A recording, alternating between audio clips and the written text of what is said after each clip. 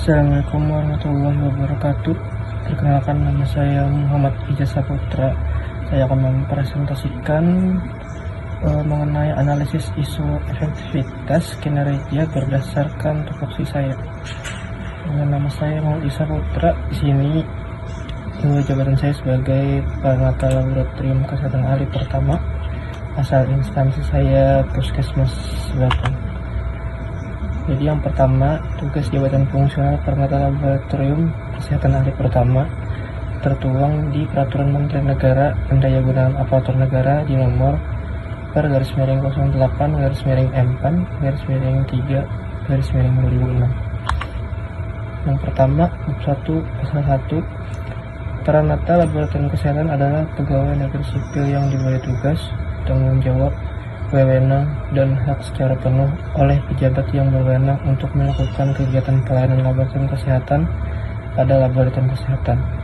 Kemudian, peranata laboratorium kesehatan tingkat ahli adalah peranata laboratorium kesehatan keahlian yang pelaksanaan tugasnya meliputi kegiatan yang berkaitan dengan pengembangan pengetahuan, penerapan konsep dan teori, ilmu dan seni untuk pemecahan masalah, dan pemberian pengajaran dengan cara yang sistematis di bidang laboratorium kesehatan.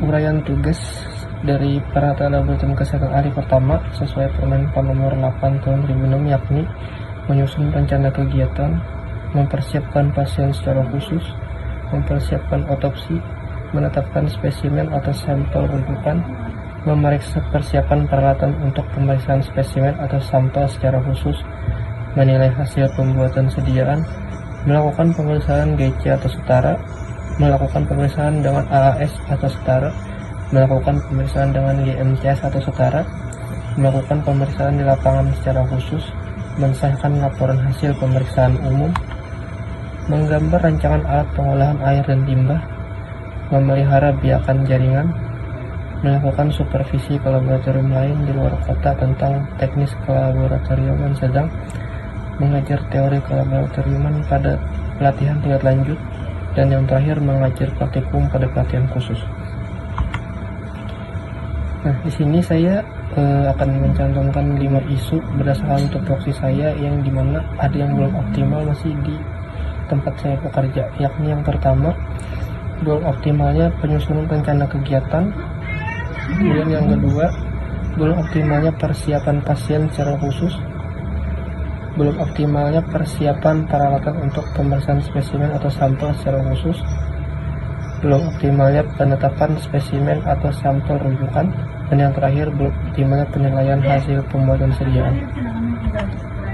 Di sini saya melakukan pemeriksaan isu dengan OPKL, yakni isu yang pertama, belum optimalnya penyusunan rencana kegiatan. Saya totalnya 19 dan berada di ranking 1. Dan isu yang kedua, belum optimalnya persiapan pasien secara khusus. Saya totalkan dengan APKL menghasilkan totalnya 16, ada di ranking 3. Kemudian isu nomor 3, belum optimalnya persiapan peralatan untuk pemeriksaan spesimen atau sampel secara khusus. Totalnya 14, ada di ranking 4.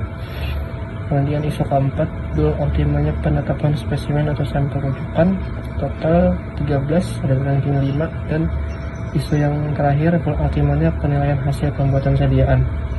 Ini total 18, ada di ranking 2. Kemudian saya lakukan lagi dengan analisis isu dengan OSG.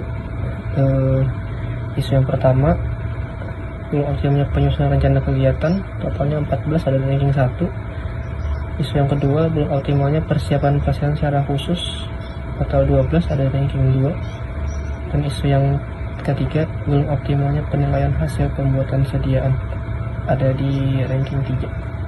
Jadi dengan ini saya mengambil isu yang pertama, yakni belum optimalnya penyusunan rencana kegiatan. Lalu saya melakukan analisis masalah dengan fishbone diagram.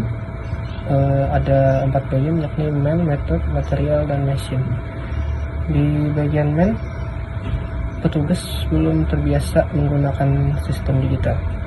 Jadi di masalah tersebut, dari sumber dayanya petugas belum terbiasa menggunakan sistem digital. Kemudian dari metodenya, masalah yang saya analisis yakni pencatatan dan pengajuan stok PMHP masih manual, masih menggunakan buku tulis. dan materialnya. Kadang terjadi keterlambatan pengadaan menyebabkan ketersediaan tidak stabil. Lalu mesin belum tersedia sistem untuk manajemen dan pengajuan stok dalam HP, yakni masih manual, belum ada sistem yang diadakan secara digital. Kemudian alternatif pemecahan masalah dari optimalnya penyusunan rencana kegiatan. Yang pertama, masalahnya adalah petugas belum terbiasa menggunakan sistem digital. Solusi yang saya berikan yakni melakukan pelatihan internal menggunakan aplikasi sederhana. Lalu yang kedua, masalahnya pencatatan dan pengajuan stok dalam HP masih manual menggunakan buku tulis. Solusi yang saya berikan yakni mengubah metode pencatatan dari buku menjadi catatan digital. Lalu masalah yang ketiga, keterlambatan pengadaan menyebabkan ketersediaan tidak stabil. Di sini saya memberikan solusi dengan menambahkan fitur warna di sistem digital nanti untuk stok yang berada di bawah batas minimum. Jadi nanti apabila ada stok yang sudah jumlahnya di bawah batas minimum, itu akan diberikan warna tertentu untuk memberikan peringatan bahwa stok barang tersebut sudah menipis. Lalu yang masalah terakhir, belum tersedia sistem untuk manajemen dan pengajuan stok dalam HP. Nah, di sini saya memberikan solusi atau inovasi dengan membuat sistem pencatatan dan pengajuan stok dalam HP berbasis spreadsheet online. Terima kasih, sekian dari saya. Salah hilap mohon maaf. Assalamualaikum warahmatullahi wabarakatuh.